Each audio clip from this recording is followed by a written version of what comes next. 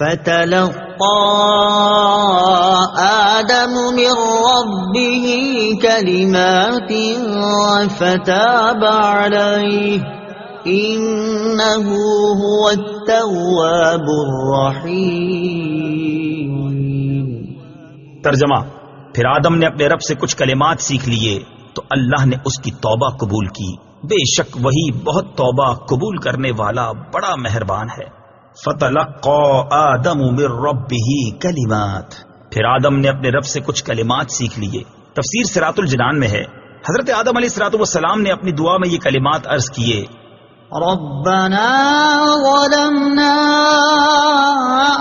أنفسنا وإن لم تغفر لنا وترحمنا لنكونن من الخاسرين۔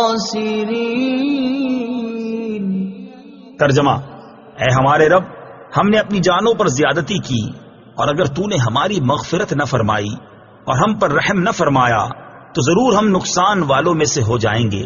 اور اس کے ساتھ یہ روایت بھی ہے کہ جو حضرت عمر فاروق رضی اللہ تعالی عنہ سے مروی ہے، نبی اکرم صلی اللہ تعالی علیہ وسلم نے ارشاد فرمایا، جب حضرت آدم علیہ السلام سے اجتہادی خطا ہوئی تو عرصہ دراز تک حیران و پریشان رہنے کے بعد انہوں نے بارگاہ الہی میں عرض کی: اے میرے رب، مجھے محمد صلی اللہ تعالی علیہ وسلم کے صدقے میں معاف فرما دے۔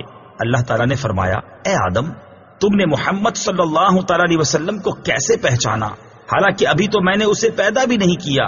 حضرت آدم علیہ السلام نے عرض کی: اے اللہ عز و جل، جب تو نے مجھے پیدا کر کے میرے اندر روح ڈالی اور میں نے اپنے سر کو اٹھایا تو میں نے عرش کے پایوں پر لا الہ الا اللہ محمد الرسول اللہ لکھا دیکھا تو میں نے جان لیا کہ تو نے اپنے نام کے ساتھ اس کا نام ملایا ہے جو تجھے تمام مخلوق میں سب سے زیادہ محبوب ہے۔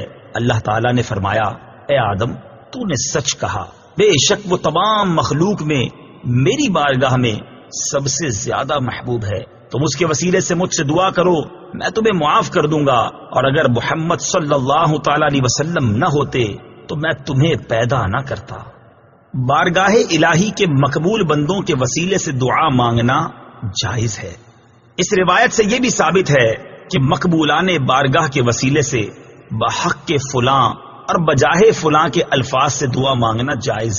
اور حضرت آدم علیہ السلام کی سنت ہے، یہ یاد رہے کہ اللہ تعالیٰ پر کسی کا حق واجب نہیں ہوتا، لیکن وہ اپنے مقبولوں کو اپنے فضل و کرم سے حق دیتا ہے، اور اسی فضل و کرم والے حق کے وسیلے سے دعا کی جاتی ہے۔ اس طرح کا حق صحیح احادیث سے ثابت ہے، جیسے بخاری میں ہے: جو اللہ اور اس کے رسول پر ایمان رکھے اور نماز قائم کرے اور رمضان کے روزے رکھے تو اللہ عز و جل پر حق ہے کہ اسے جنت میں داخل کرے۔ توبہ کا مفہوم اور اس کے ارکان۔ آیت میں توبہ کا لفظ ہے، یہ لفظ جب اللہ تعالیٰ کے لیے آئے تو اس کا معنی اللہ تعالیٰ کا اپنی رحمت کے ساتھ بندے پر رجوع کرنا ہے یا بندے کی توبہ قبول کرنا ہے، اور یہ لفظ جب بندے کے لیے آئے تو دوسرے مفہوم میں ہے۔ توبہ کا اصل مفہوم اللہ تعالیٰ کی طرف رجوع کرنا ہے۔ امام نووی رحمت اللہ تعالی علیہ کے کلام کا خلاصہ ہے کہ توبہ کی 3 شرائط ہیں۔ نمبر 1، گناہ سے رک جانا۔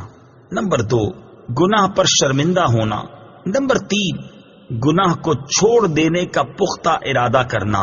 اگر گناہ کی تلافی اور تدارک ہو سکتا ہو تو وہ بھی ضروری ہے۔ جیسے اگر کسی نے نمازیں چھوڑی ہوں تو اس کی توبہ کے لیے پچھلی نمازوں کی قضا پڑھنا بھی ضروری ہے۔ یوں ہی کسی نے دوسرے کا مال چوری یا غصب یا رشوت کے طور پر لیا ہے تو توبہ کے لیے مال واپس کرنا بھی ضروری ہے۔